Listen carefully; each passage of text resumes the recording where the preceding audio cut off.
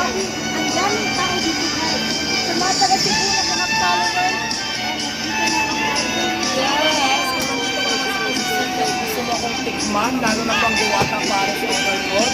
Isasang ko dito sa number 46 Morning Star Street, Sunville Subdivision, sa tayo ng Kulian, malapit lang sa Visayas, sa Quezon City ng Diwata Paris. Yes, two brands na tulad. Wala pa, sa Cebu. At syempre, kasama pa ating mga amiga, mga guwapa, mga celebrity, mga mayayaman. Dalawang mayaman. Actually, I personally, yan po sa Diwata ng iconic award sa other night sa Okada, Manila. Kasi ako, nakita ko ni Diwata na sobrang simpan. At saka, ang daming banners ko, smile lang. Para sa hindi nakakaalam, isa si Ma'am Aida Patana na nagbigay ng award doon sa India's Iconic Award doon sa Influencer of the Year 2024. So maraming salamat. Marami pang Salamat natin sa po. Iabangan natin na. kasi nakita ko kay Diwata doon, grabe sa yung sipa. Sobrang, ano siya, wala siyang At pakialam hindi sa lang yan guys, meron tayong chorizo na galing Cebu. Mamo chorizo. Chorizo ba ito? Bilangin na yan sa'yo. Kaya ang mga magiging sa akin, basta chorizo masarap lang ito. Papilis muna ito. Saka naninigay kami guys ng boy dito. Ay, yan. The woman behind boy. Talagang busy eh. Sobrang pagod mo. Ayan na yung katapat mo. 18 Herbal, years na ito dietary sa... supplement. 18 years na ito Boy sa daw, industry. Boy, herbal. Sa Cebu, Herbal. famous na yan sa Cebu. 18 years So ayan, na. magbigay daw kami sa inyo ulit. Mamimigay kami sa inyo guys. For support kay Diwata. Kahit ano Yes. na kailangan ng support ba?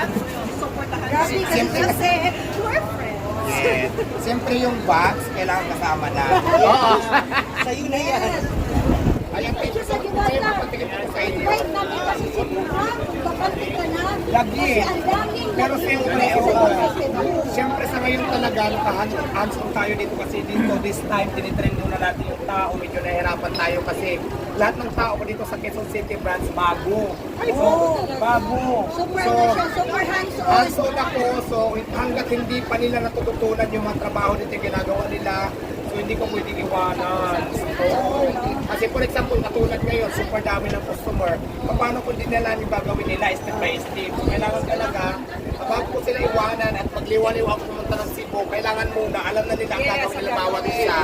Kaya darating ako dyan sa Cebu, kaya lang siyempre bigyan lang natin ng oras talaga. After siguro nito, mga training ko dito, so gusto ko naman rumampa din sa Cebu, di ba? Kaya muna kami dalawa. Yes, mauna muna kayo, pero pupunta ako dyan soon sa inyo Kasi talaga. mga taga Cebu, daming nagsabi sa akin, dalhin mo si Diwata dito. Yes. Kung mag-relax ka dito. Pag naayos to dito, Mamibigay tayo ng koi. mamimigay kami ng kuya yung pampaganda ito mga idadad sa Cebu. Ayan naman galing kay Madam. Kate Brillo, so mamimigay tayo dyan ng koi. So yun. Yan, yung mamayaman sa Cebu, nandito na dumating kay Diwata. Pagparami ng lalaki. Marami ng lalaki. Oo. Ang pag-anak ko guys. Hello, hi po kay Hi! So maraming salamat mga madam. Thank you so much. Kayo naman. Gusto namin kakain kasi hindi Para kami may nakatry. para may experience yung mag-order dyan. Oo. Mag-order para ano. Yan. Gusto namin talaga ma-inspire. Picture muna. Okay na yan. Thank you. Salamat po. Hello ma'am, Hello. magandang araw po. Ma'am, anong masabi nyo na nakita nyo na po si Diwata dito po sa Quezon City Ay, branch? sobrang mabait at sobrang sipag. That's why he is inspiration to all of us na sobrang sipag na tao. Kaya pinuntahan ko talaga siya dito from Cebu. From Cebu I'm po. from Cebu. Ma'am, anong po ang pangalan nyo po? Para marami Aida ating mga... Patana. Don't forget to follow us guys. Aida Patana Official with 600k followers. Wow. So, para ano guys, mag-chika-chika tayo doon. Ma'am, anong na... At saka Aning... binigyan ko ng award si Diwata Yes. sa Asia's Golden Iconic Award the other night in Okada kasi nakita ko sobrang sipag niya, sobrang mabait at sobrang Nakaka-inspire, super ma'am. workaholic na tao. So, na-inspire ako kasi lahat naman tayo, ano, diba?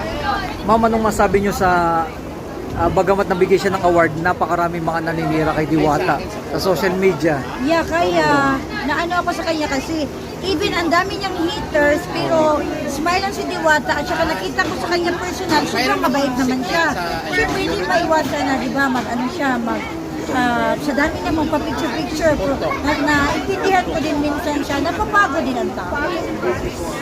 Ma'am, yung mga taga Cebu, imbita natin kasi darating si Diwata sa Cebu. Mga taga Abangan- Cebu, abangan niyo si Diwata kasi ang dami nagsasabi sa akin, dalhin mo sa Cebu si Diwata. Pero nag-ano lang kami ng schedule niya kasi sobrang busy ni Diwata. Ayan. Thank you, ma'am. Thank you guys!